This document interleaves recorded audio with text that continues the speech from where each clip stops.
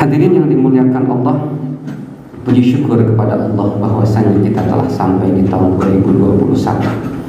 Ketika kita menyampai 10 tahun yang lalu, mungkin kita tidak bisa memprediksi bahwa kita akan sampai kepada tahun 2021 ini.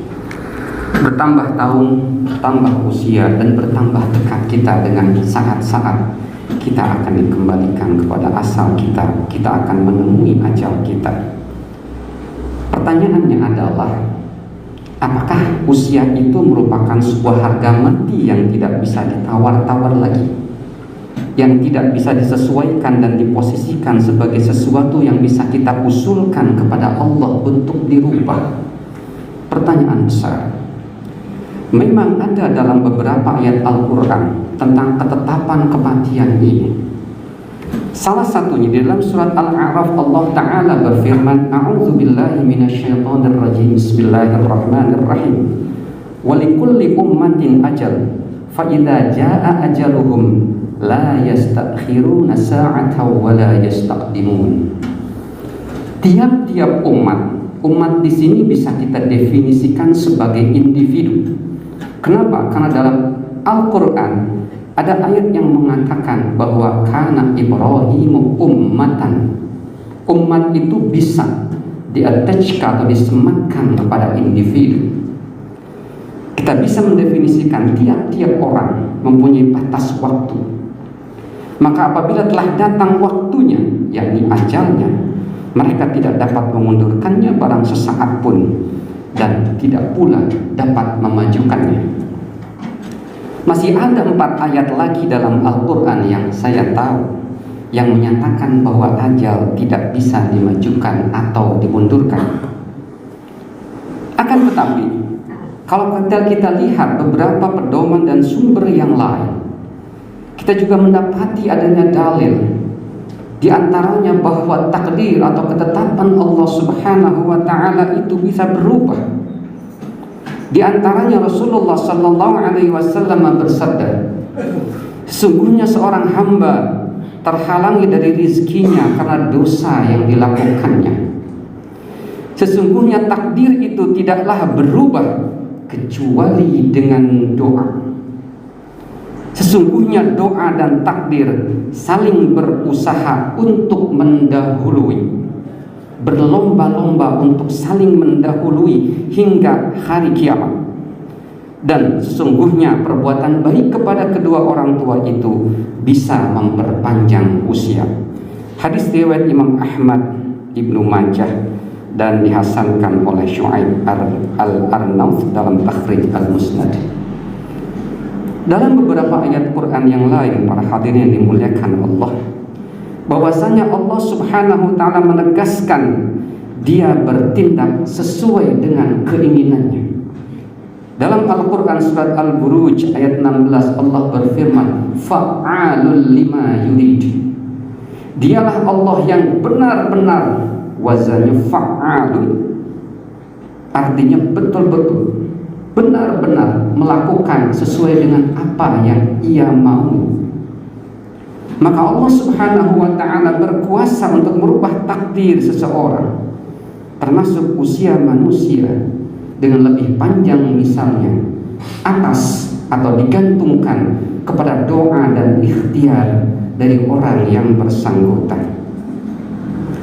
Hadirin, berbicara tentang usia, fakta di lapangan menunjukkan angka harapan hidup untuk konteks Indonesia saja berdasarkan sensus penduduk tahun 1971 adalah 47,7 tahun.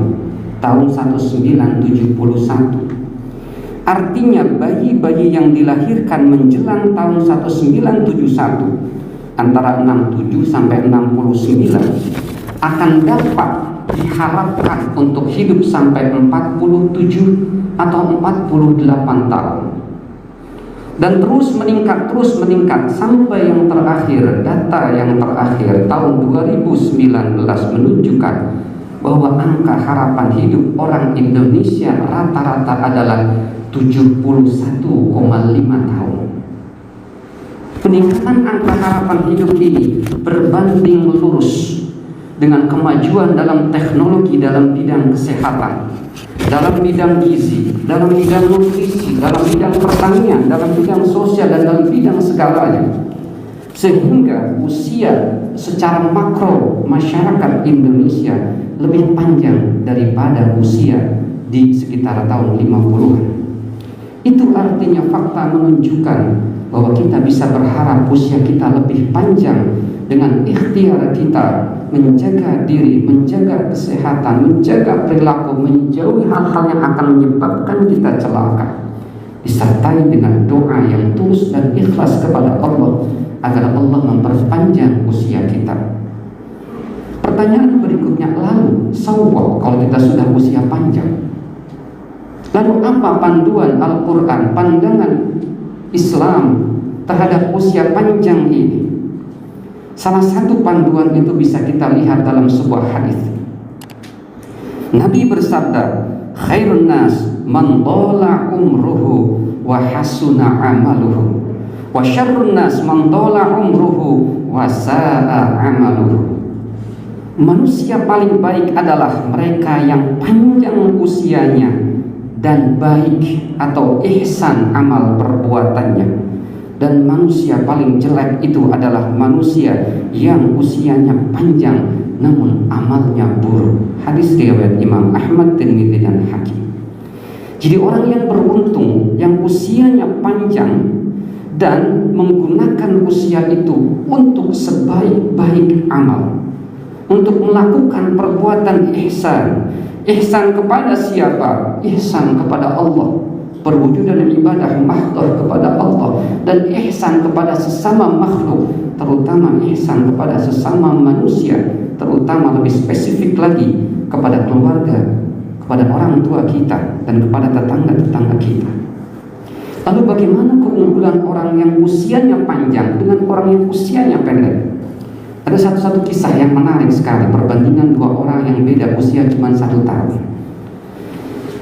Thalhah bin Ubaidillah, seorang sahabat Rasulullah, bercerita, dia melihat ada 2 orang sahabat yang masuk Islam bareng-bareng di depan Rasulullah. Satu sahabat tersebut, satu di antara 2 sahabat tersebut lebih rajin ibadahnya, yang satu biasa-biasa saja ibadahnya. Yang rajin ibadahnya kemudian ikut perang, jihad di jalan Allah, dan meninggal dengan status mati syahid. Luar biasa. Luar biasa, mati syahid adalah predikat yang sangat diinginkan oleh orang-orang yang beriman. Sementara sahabat yang ibadahnya biasa-biasa saja gugur di atas tempat tidur. Setelah keduanya meninggal, Thalhah ini bermimpi. Dalam mimpinya ia sedang berada di depan pintu syurga, memperhatikan orang-orang yang dimasukkan Allah ke dalam syurga. Datanglah 2 orang sahabat itu untuk masuk ke dalam syurga. Namun ternyata yang pertama kali dipersilahkan adalah sahabat yang kedua, yang meninggal 1 tahun lebih lama dan meninggal di atas dipan. Kemudian pada pagi harinya Thalhah menemui para sahabat dan menyatakan keheranannya atas kejadian tadi. Karena temannya yang justru meninggal biasa-biasa saja, justru lebih dahulu dimasukkan oleh Allah ke dalam surga. Kemudian para sahabat tidak bisa menjawab pertanyaan Thalhah, dan kemudian mereka bersama-sama menemui Rasulullah SAW. Setelah diceritakan keheranan tadi, Rasulullah kemudian bersabda, apakah dengan kejadian itu kalian merasa kaget dan heran? Sahabat menjawab, betul ya Rasulullah, kami sangat heran dan kaget. Bagaimana tidak, temannya yang satu lebih rajin beribadahnya dari teman yang satunya lagi. Bahkan ia ikut berjihad dan gugur syahid di medan perang untuk membela agama Allah. Namun kok justru yang dimasukkan ke surga lebih dulu malah temannya yang meninggal di atas kasur. Rasulullah kemudian kembali bertanya, bukankah temannya yang gugur di atas tempat tidur itu masih diberikan umur 1 tahun dari temannya yang gugur syahid? Betul ya Rasulullah, kata para sahabat. Bukankah temannya yang gugur di atas kasur itu masih dapat bertemu dengan bulan Ramadan, kemudian berpuasa di dalamnya? Betul ya Rasulullah. Rasulullah bertanya lagi, bukankah temannya yang gugur di atas kasur itu masih dapat melakukan sholat itu dan sholat ini selama 1 tahun lamanya. Betul ya Rasulullah. Kata Rasulullah, ketahuilah perbedaan di antara kedua sahabat itu adalah seperti perbedaan antara langit dan bumi. Antara langit dan bumi, perbedaan yang teramat sangat jauh. Hadis riwayat Imam Ahmad, Ibnu Majah, Ibnu Hibban dalam sahihnya, kemudian Imam Baihaqi dan beberapa perawi hadis yang lain. Subhanallah, hadirin yang dimuliakan Allah. Beda usia hidup 1 tahun, padahal berbeda dalam cara kematian antara dua sahabat tersebut. Yang satu meninggal dalam kondisi syahid, yang satu biasa-biasa saja. Namun beda 1 tahun, perbedaan amalnya sampai antara langit dan bumi. Oleh karena itu, hadirin yang dimuliakan Allah, mari kita manfaatkan usia kita yang mungkin kita tidak tahu berapa hari lagi atau berapa jam lagi kita akan hidup. 1-2 detik yang kita gunakan untuk zikrullah itu akan berdampak sangat besar, terhadap kebaikan kita di akhirat. Sholat kita 2 rakaat sholat Jumat ini lebih mulia daripada dunia dan seisinya, bahkan lebih mulia daripada puluhan kali dunia dan seisinya. Kalau kita melihat dari beberapa kandungan hadis tentang keutamaan sholat sunnah yang bisa melebihi keutamaan dunia dan seisinya, apalagi sholat fardu dan kita lakukan berjamaah. Yang kedua, mintalah kita usia yang panjang kepada Allah. Minta kita usia panjang kepada Allah. Dan ada petunjuk hadis yang memperbolehkan kita untuk meminta usia panjang. Yang ketiga, berupayalah kita untuk dalam kondisi sehat, fit, kuat, bertenaga. Karena dengan kuat maka kita insya Allah akan bisa beribadah dengan tenang, akan bisa beribadah dengan fokus dan nyaman. Barakallahu li wa lakum fil Qur'anil Karim wa nafa'ani wa iyyakum bima fihi minal ayati wa dzikril hakim wa taqabbalallahu minni wa minkum tilawatahu innahu huwas samiul 'alim. Wa qur rabbi ighfir warham wa anta khairur rahimin.